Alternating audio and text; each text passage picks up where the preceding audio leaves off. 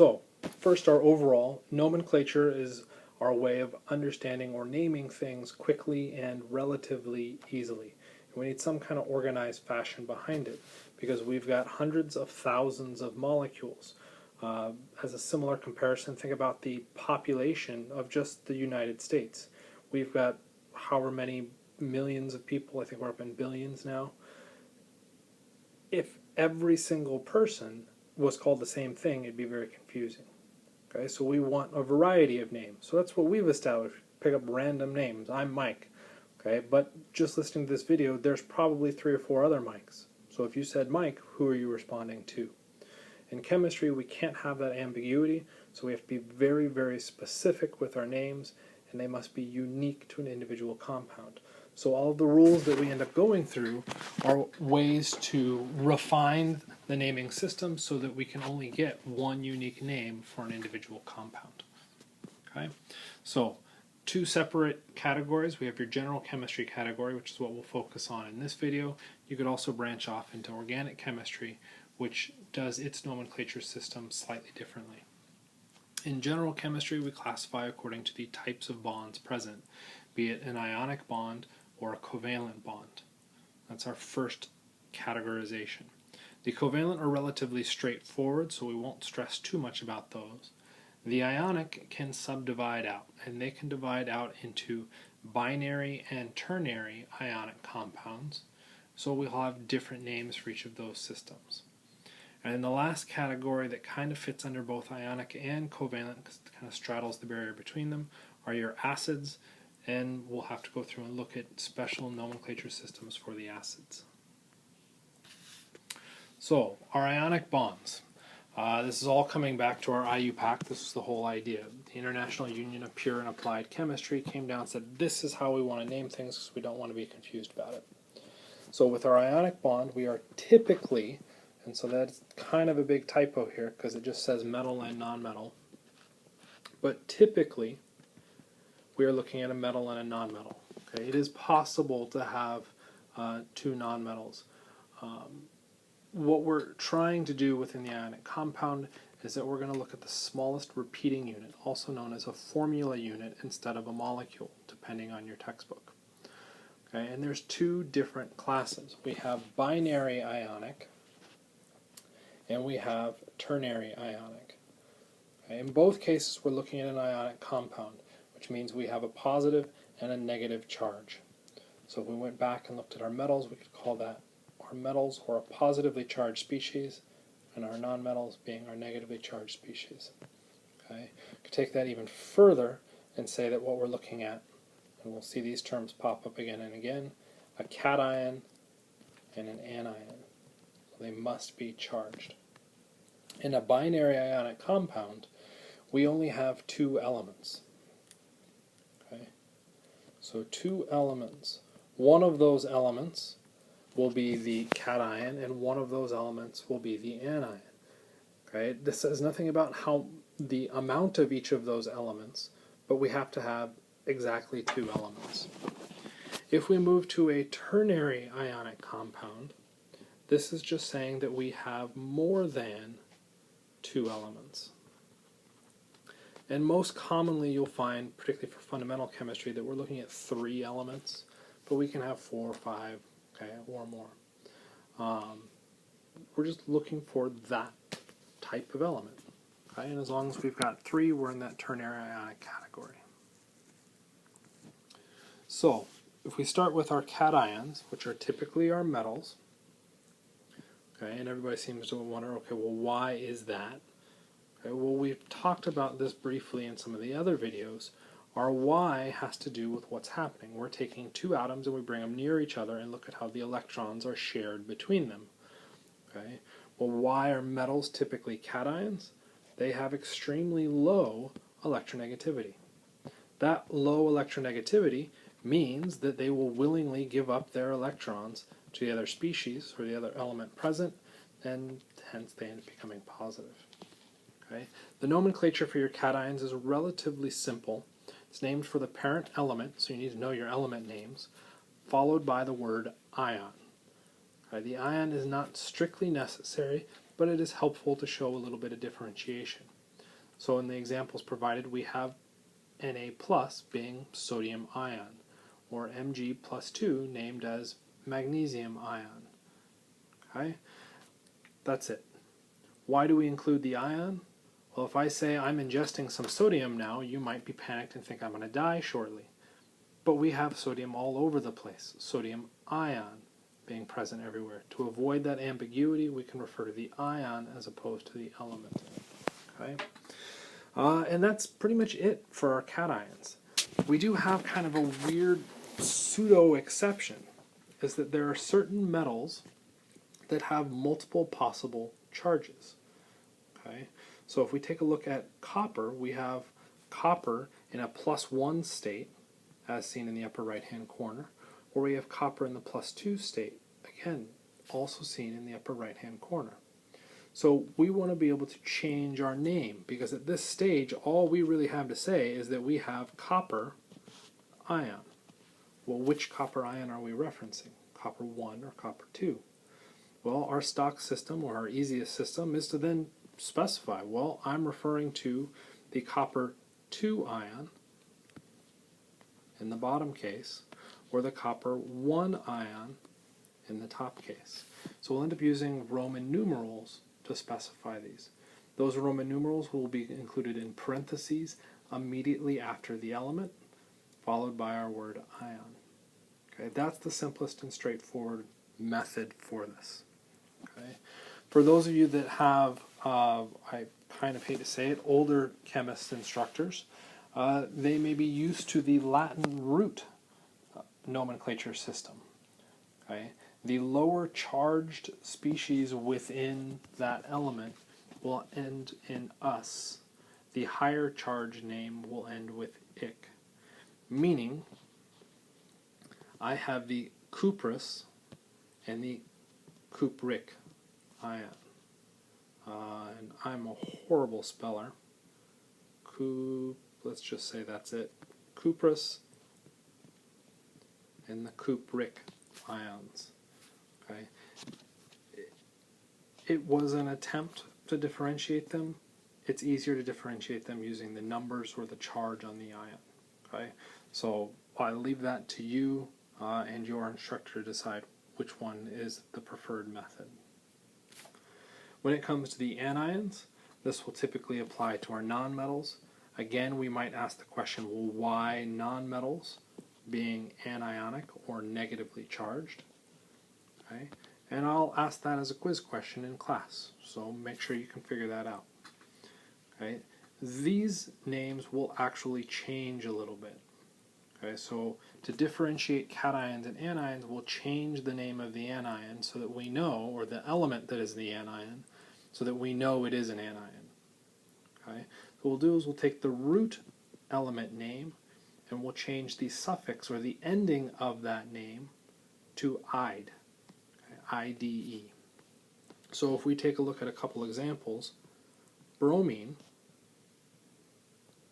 has the suffix Ne. That is an E. So if I want that to become bromide, or the anion, okay, it'll be Br minus. I need to change the name to reflect that. So I will go through and make it bromide. Okay, that's it. I now know that I'm referring to the ion. I don't technically need to add the word ion in this case because the ide already implies that. Okay, but again, as an added clarification, it's helpful to go ahead and add the word just so that we're extra clear that that's what's happening. And you'll notice that in some cases it makes a lot of sense what the suffix is. Bromine, chlorine, fluorine, iodine, they're all INE. Okay, but what's the suffix in nitrogen? Nitrogen. Well, apparently it's ogen. Okay, well, oxygen. Well, there's no O, so I can't get rid of the ogen. And if we look at the name, I end up getting rid of the YGEN as my suffix. So sometimes it's obvious, sometimes it's not. The best way I would go through and do it is sound it out. If it sounds incredibly weird, so like if I did oxyide, that sounds kind of weird, or oxygide, that doesn't sound right, but oxide, hey, that sounds kind of cool. I'm going to stick with oxide. Okay, kind of a dumb way to do it, but it helps. You will find that you don't need to know the entire periodic table, that they're primarily the ones shown here are going to be your biggest focus. Okay, though you can see the other ones pop up. Okay, unlike with the cations, you will never ever specify the charge, and that is because for the anions they will always have the same charge. Okay, in an ionic compound, they will have the same charge. Okay, so we don't need to worry about specifying that with Roman numerals. At this stage, I'd like you to go ahead and stop the Nearpod video and do some nomenclature of your ions, just to kind of get a little bit of practice. And once you're confident with that, we can go ahead and continue on to putting it together, going from the formula of our compound to the name.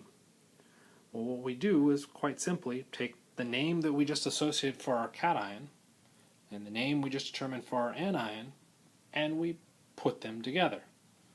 Okay? The only thing that we'll note here is that we can't specify ion in that name. Okay? So let's look at this example. If I start with sodium, or sorry, Na, I know that is the sodium element. If we're assuming this is an ionic compound, originally by itself it would be sodium ion. I've got Cl, which I know to be chlorine, but since it's an ionic compound, I have to remove the suffix, and I have to make it chloride. And we could add the ion just to make sure it's extra clear. If I now combine the sodium ion and the chloride ion with each other, I get sodium chloride. Okay, and for those of you going, well, duh, I already knew that. That was too easy. Okay, or of course I picked an easy one. All the nomenclature within ionic compounds is at this level. Okay, you take the name for one, the name for the other, and you put them together. That is the process for going from the formula to the name. Really straightforward. You don't need to stress about anything else. Name each of the ion species, put the name together. Okay. If we think back to our rules that we looked at for the individual ions, though, how did we specify the charge on ions, and in particular the cations? We used Roman numerals. Do our formulas have a charge? Well, if we look in the upper right-hand corner, where all of our charge or our balance of electrons is shown, for this individual compound, what is the charge specified? 0. There is no charge. So that means when we put our compound together, we have to make sure that we end up with no charge. Which at this stage you're like, but why are we even suggesting this? It'll become important. Just remember that. When we're looking at our formulas, that upper right-hand corner is going to tell us if we're looking at an ion and hence a charge, or if we're looking at the neutral compound. The next part of this that of course everybody gets all excited about is that you will typically need to go through and memorize a significant amount of elements and their common charges. Our textbook went through and has this kind of pretty figure with a whole bunch of different things in it, and then they've listed a bunch of stuff that I've got that giant red line through. Okay? And I said, don't memorize those. The whole point of this chart is to call out the elements that you need to memorize. Well, the reason you memorize them is because there is only one charge ever for that element, okay? Which means I don't need to specify it. Okay? So you are required to have these charges memorized. Okay? And we'll talk about tricks to get through that. Okay? One thing that you can kind of consider, we're looking at 1 and 2. So we're on the left, we're positive. 3, I know it's not on the left, but it's a +3 for our column. You'll notice that column 4, we don't specify anything. Why not? Because it's a gray area. We'll talk about where that gray area comes from in a little bit, okay, or in class. The next one seems to be in column 5, but if we count backwards, going backwards, negative 3 spaces from our 0 point. -2, -1.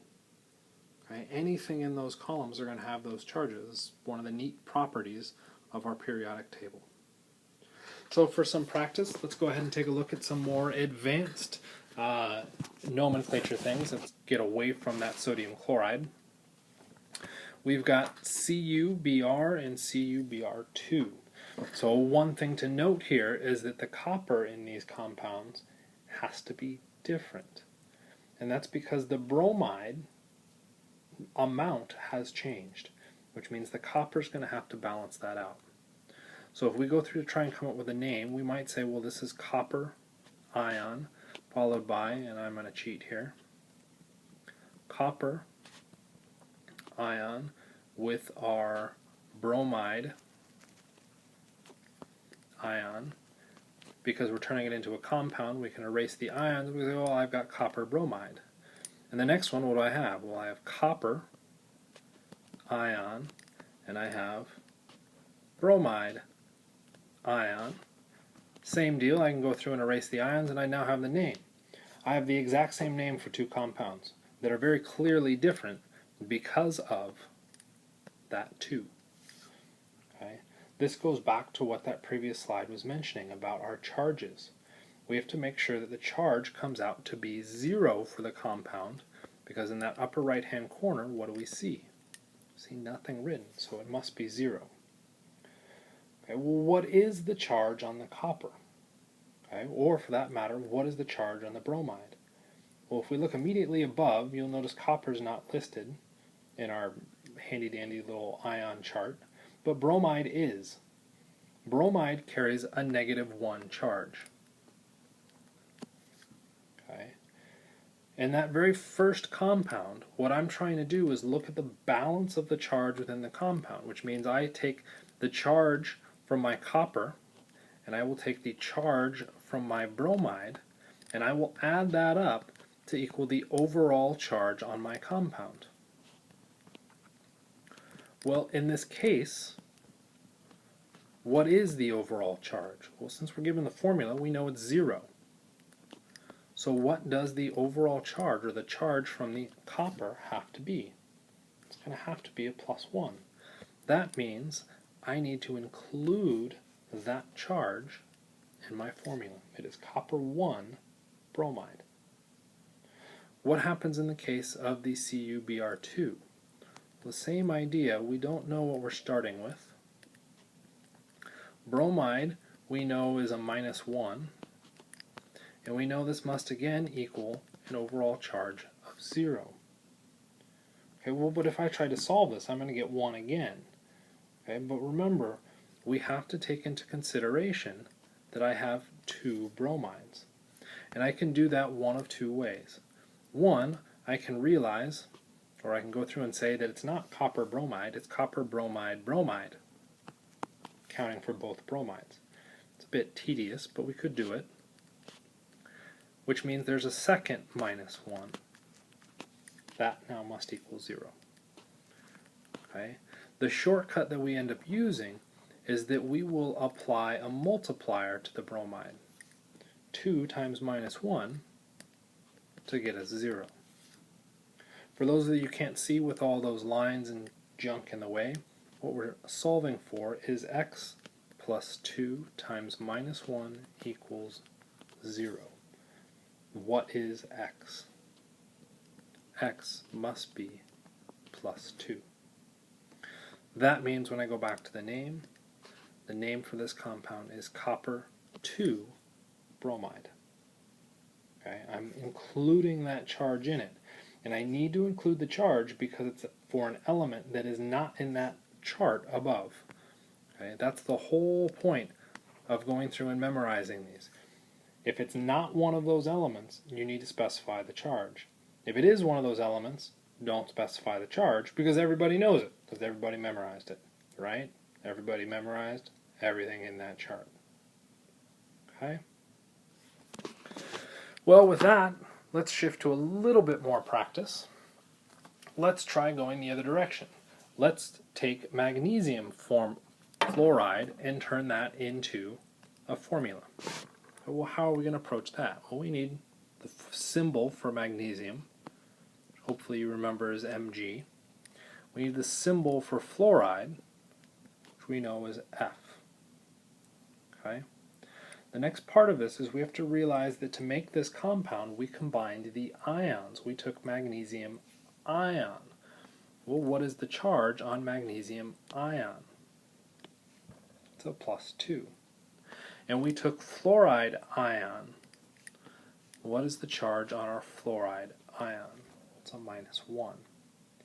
If I put this compound, or this formula down as the name, what would the overall charge be that I would need to specify in the upper right-hand corner? Well, we take the +2 from the magnesium, plus the -1 from the fluorine, to get me my overall charge. That needs to be 0. What does it end up coming out to be? +1. Okay? That means this formula is incorrect and does not actually represent the compound. To fix it, I will need 2 fluorides for every 1 magnesium, and I now have the proper formula for that name. Okay? So we're using the same kind of bits and pieces to go through and put this stuff together. Okay? With that information, I want you to go ahead, stop the video again, and do some practice in Nearpod. And once you're ready, we will advance into our hopefully next system of looking a little bit carefully at, or more carefully at, the name to formula. Okay? If you remember nothing else about chemistry, chemistry strives for neutrality. That's it. Everything we do in chemistry is trying to neutralize charge, neutralize energy, make it minimal. Okay? The more extreme it is, the more reactive it becomes, and it does crazy stuff that can destroy things. Okay? So it's always striving for neutrality. So when we're trying to come up with the formula from the name, we have to make sure that when we put the compound together, it achieves that neutrality. Okay? Because we're putting our basis on what the chemistry is already doing. It's already deciding how to put itself together. We're just trying to predict how it would do it. Okay? And that's where this formula, if you will, comes into play, which we just used. We'll take the number of the cations, so how many cations, times the charge on your cation, and we will add that to the number of the anion times the charge of the anion. This must total to equal the overall charge. At this stage in the game, our overall charge will be 0, but it doesn't always have to be. Okay? And just because it's not 0 doesn't change the formula. Okay? Our formula is still constant. So let's go through and look at another example.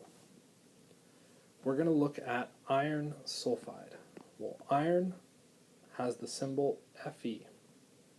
And actually we're going to break this down even smaller, painfully slow. Iron sulfide means that we're looking at the, or in fact iron 3 sulfide means we are looking at the iron 3 ion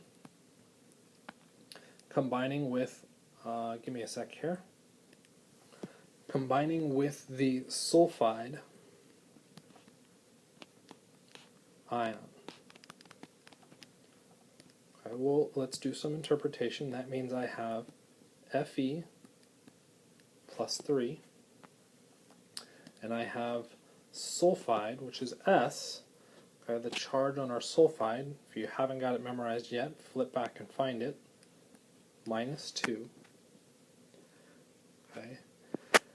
I then want to put these together to make the formula, FeS. But for it to be the correct formula, I have to make sure that I use the proper subscripts to specify the proper amount of each of those individual elements. And that proper amount is what's going to get us the overall charge, in this case being 0. Okay? So the number of the cation this stage we're saying it is X plus the charge on the cation. Well, the cation we know to be a plus 3. That's what our Roman numerals told us. The charge was given to us. We will add this to the charge, or sorry, the number of the anion, okay, an unknown variable y, times its charge, -2.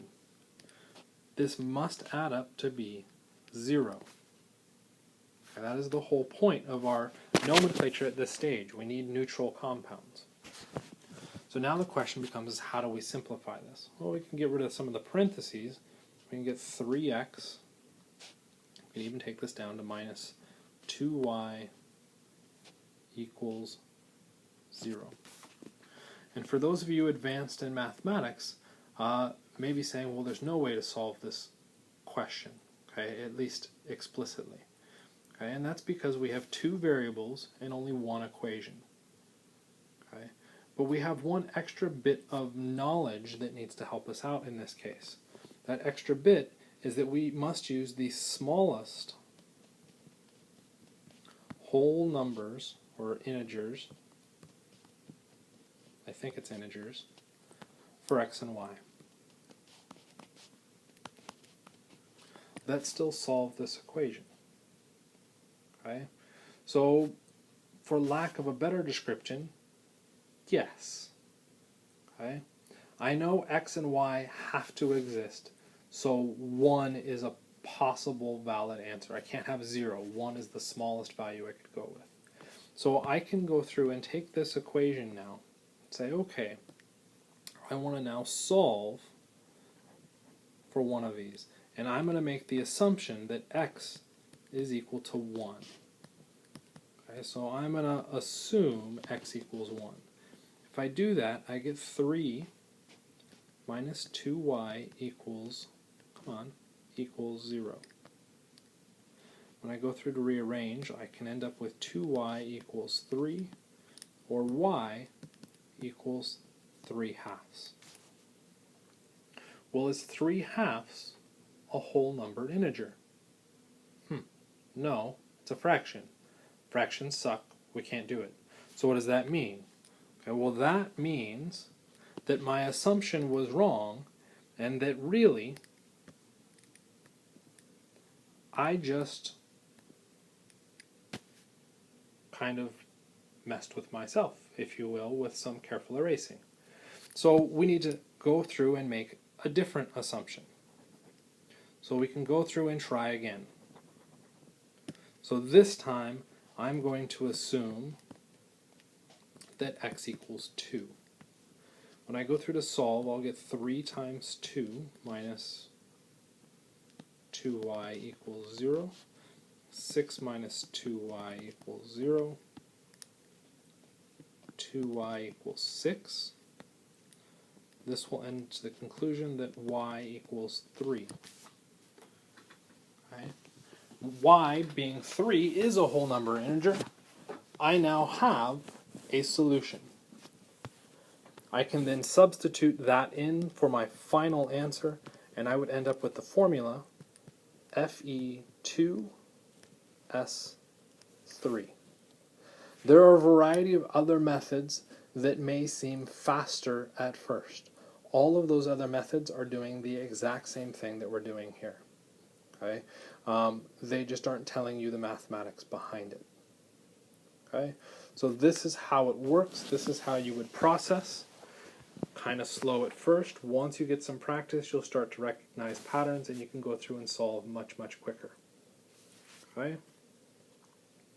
So again, take a minute here to stop the video, do a little bit of practice, and once you're ready, we will continue on to looking at ternary ionic compounds.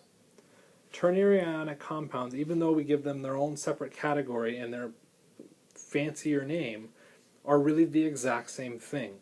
All of the same rules apply as our binary ionic compound. The only thing that's different now is that one of the ions has multiple elements in it. Okay? And so we run into a situation where we have a complex ion. We have to name that complex ion separately from the whole system. Okay? And while you might be going, oh crap, that means more rules, not really. It doesn't really mean more rules, but it does unfortunately mean you have new quote-unquote elements now to memorize. Because you need to be able to look at a formula and say that symbol corresponds to this name. Okay? And for those of you saying, well, that's impossible. I could never do that. Okay? That is way too hard. What elements are in the compound H2O? Okay? What name is that compound? Okay? You've done this before. Okay? We've got a big list of possible complex ions that you could go through and memorize. Okay? For the sake of your sanity and potentially mine and having to listen to you complain about this, because I would rightly complain about it as well, I've starred seven particular compounds or polyatomic ions that I think are more relevant to have memorized than the others. Okay, this does not mean you won't see the others, but if you want to pass this class, you need to memorize those 7 compounds. Okay? If you don't have those 7 compounds memorized, passing will become difficult. The part of it that you need to have memorized, you need to know the name, you need to know the symbol for it, and you need to know the charge. Much the same way you had to do with your elements. Hydrogen is H, and it has a +1 charge. Unfortunately now you have hydroxide is OH, and it has a -1 charge. Okay, so you have to go through and memorize those individual species. When it comes to naming your ternary ionic compounds, same deal as the binary. Once you have the cation name, write it down. Once you have the anion name, write it down, and you put them together. Okay? You still have to deal with all the charge balancing, which is why you need to have the charges memorized, but it's still the same general rules. I have to include a slide on this because people have always come up with, well, is there an easier way to memorize? Really, I would say just memorize. There isn't a better way. I have heard a couple things float out there that the more oxygen atoms that are present in the polyatomic ion, it gets the 8 ending. So if we look at sulfur with oxygen, SO4 is sulfate. SO3 with 1 less oxygen becomes sulfite. And we say, oh, that's great. Okay, well, what is the formula for nitrate? Okay, it's the one with more oxygens. More oxygens than what? How many more oxygens? Okay, it's way too vague of a system. Okay, for those of you that don't know or didn't bother to check already, the symbol for nitrate, it's NO3. Okay, so when we're saying more and less, it's not 4 and 3, it's more and less. Okay, but more and less than what? Without having a frame of reference, this tip is completely stupid. Okay, so there's our nitrate and our nitrite. I will say that there is a pattern within your chlorate compounds. This is again another situation where you have lots of oxygens popping up. We can have up to 4 oxygens around our halogens. So we can have chlorine with 4 oxygens, or with 3 oxygens, or with 2 oxygens, or 1 oxygen. We have to adjust the name accordingly. If we went with 8 and 8, that only gets us 2, not 4 sets. Okay, so we will include a per, meaning we have capped out our oxygen content on our 8. If we go 1 less than that, it is just an 8. If we continue to go less, then we'll shift to our 8. If we've capped the bottom end of it, it becomes hypo-ite. This becomes important because if I want to name, say, BrO3 minus, well, how do I go through and name that? That's not on my list of things to memorize. Okay, well, if we use the same logic that we've got in the other situation, chlor is our root representing chlorine. Well, what would be the root for bromine? Brome. So if I have BrO3, that is very similar to our ClO3, and it becomes bromate. Okay, so I can use the nomenclature patterns that you're supposed to know for your chlorine, oxygen compounds, and transfer that across to bromine and iodine. Okay. For those of you at Chandler Gilbert, the tutoring center also has some mnemonic devices. You can try and talk to them to get those nailed down. Something about sweaty camels eating vegetables, I don't know. I still can't remember it. But if you talk to them and it helps you, by all means, keep doing it. So again, time to stop the Nearpod video, or the video, and go ahead and do some more practice with a Nearpod, and then we'll continue on to what will hopefully be the easiest nomenclature system, and that is dealing with our covalent compounds. Our covalent compounds do not stack as easily as our ionic compounds, and that is largely because they don't have that regular charge buildup that we get within our ionic compounds. So instead of getting formula units, we get molecules in our covalent compounds. This also means that we don't have a cation or an anion. When we looked at our ionic compound, we knew which element came first because the cation comes first, followed by the anion. Well, if I don't have a cation and I don't have an anion, how do I know what element is supposed to come first in a covalent compound? Well, this is where IUPAC stepped in and said there is a very particular order in which you need to include them. Okay? Not a huge issue because you will either be giving the formula or the name. Okay? Well, which element should show up first? How about the one that shows up first in either the formula or the name? Okay, so you don't need to stress too much on nailing down this exact order. As far as your nomenclature goes, the first element in the formula maintains the name, just like we did kind of in the ionic compounds. Okay, the second element in the formula will get the suffix "ide." Again, very similar to how we named our ionic compounds. So if we look at some practice here, okay, that was a little bit weird, but there we go. We can go through and name these. So that first one becomes carbon oxide. The second one, we have chlorine oxide. Notice that this is not a hypochlorite because we do not see the charge in the upper right hand corner. Okay, this will end up being chlorine oxide. The next one, we've got carbon again, followed by sulfur, so it becomes sulfide. But here in this next one, we've got an interesting dilemma. We have a 2. Okay, well, how do I specify the amount from our formula or vice versa? In the case of the ionic compounds, it came down to looking at the balance of the charges. But our covalent compounds don't have charge. So how can I specify or figure out how many of each element is supposed to be present? Well, this is where the covalent compounds are easier to work with. The name will tell you. There are 2 sulfurs present, so I can call this carbon 2 sulfide. Well, but then the 2 gets confused with the carbon, so I can't use numbers.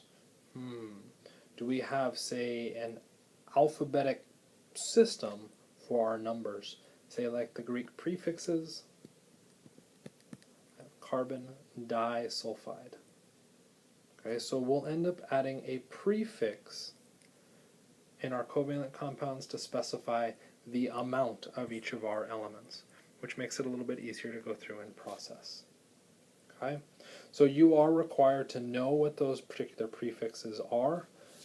It's just, again, a question of memorization. For those of you who have to move up into organic chemistry, knowing up to 6 is going to be of critical importance. For the sake of fundamental or general chemistry, you can probably get away with di, tri, penta, and hexa, and probably be fine. You might see some curveballs including the others, but those 4 are probably right up the alley of you need to have those memorized.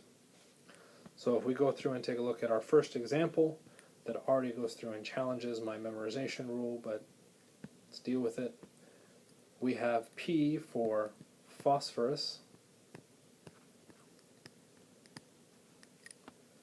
We have the S for sulfur, but because it's coming second, it must be changed to sulfide. I then need to specify the amount of each of these species.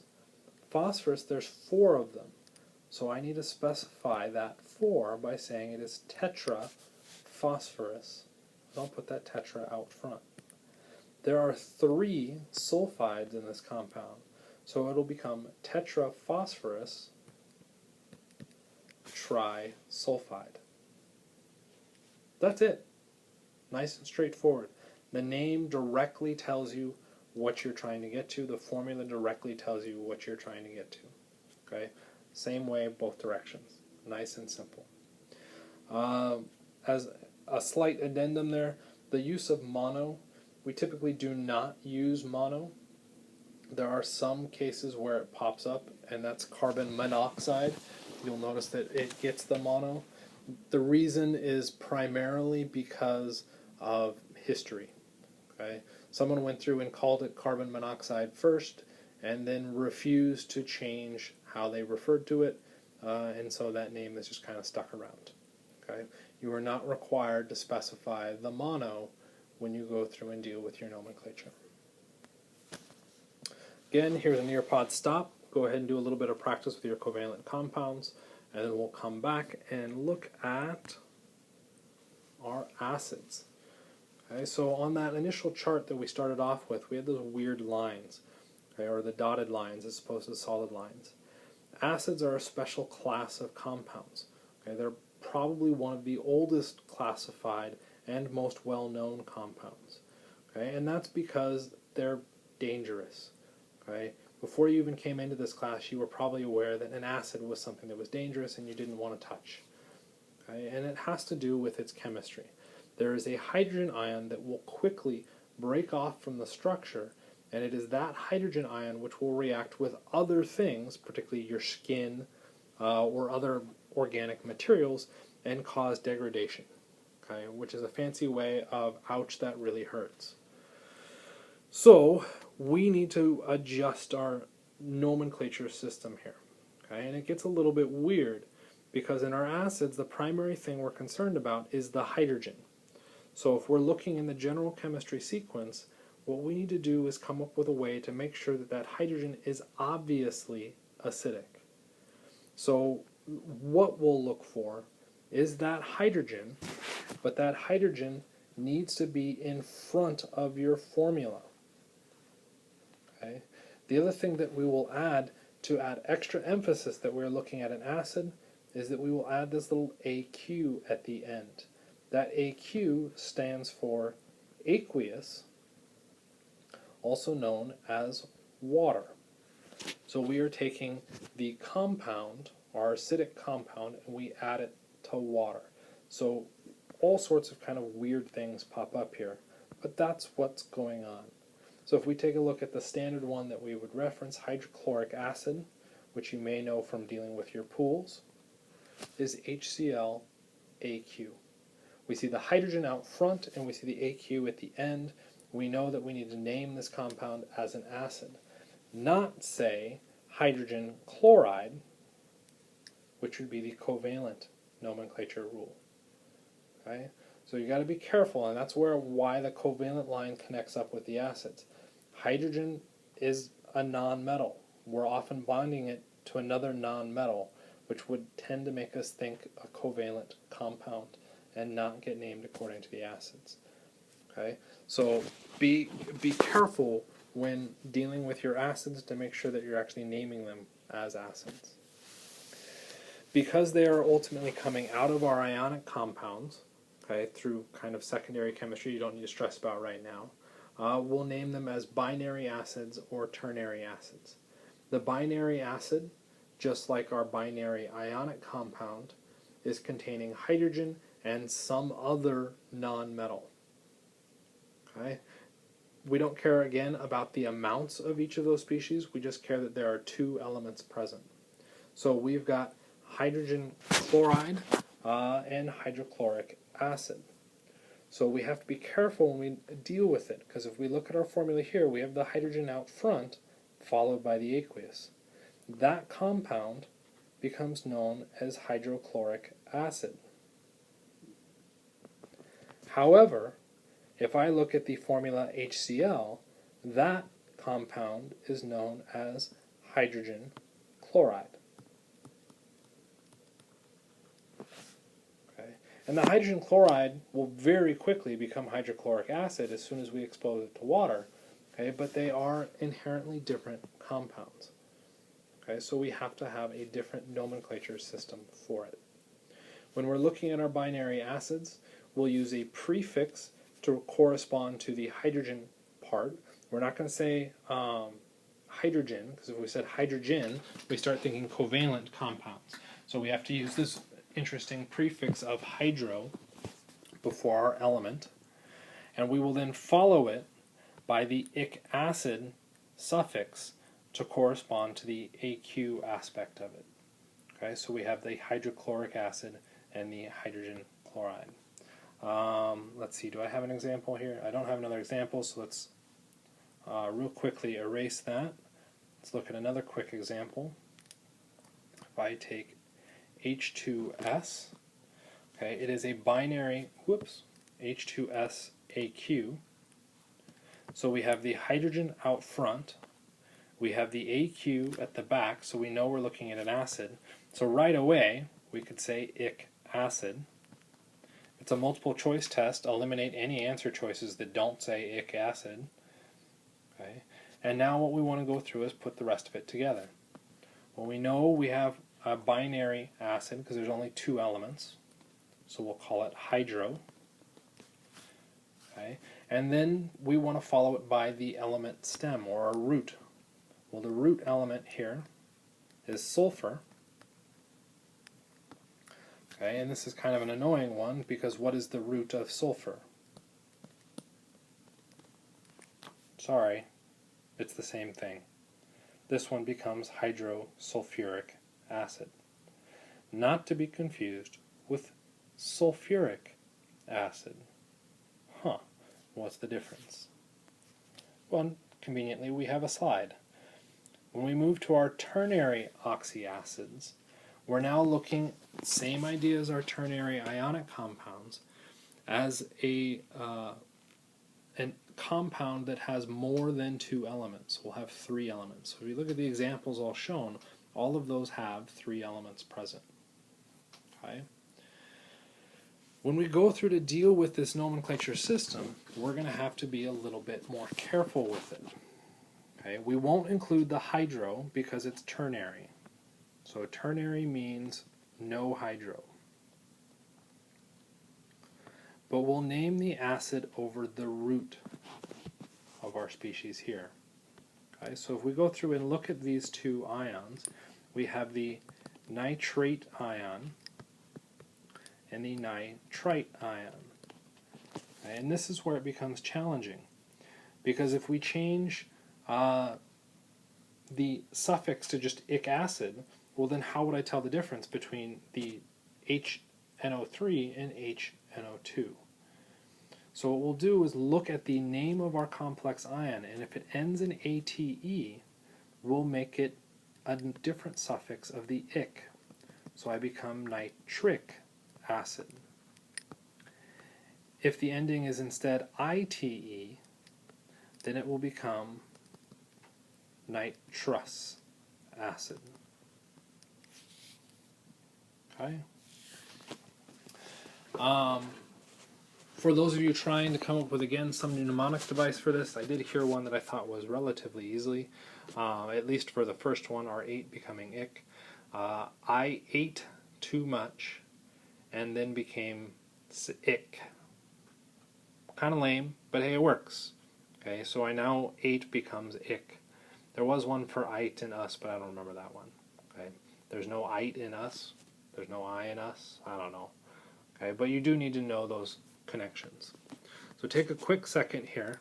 if you can, pause the video and see if you can come up with the names for the next two compounds there. After that, it will be the end of the video, and you can go through and do practice with a Nearpod. Okay, so with these, we're again looking at ternary because I have 1, 2, 3 elements, which means no hydro. I need to name it for the complex ion. SO4 is sulfate ion.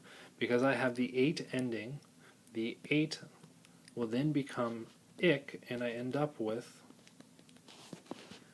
oh, this is annoying,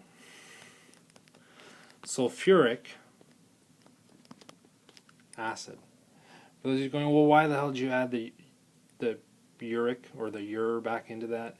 Because sulfic acid didn't sound very cool. Sorry, that's about it. That's really all it comes down to.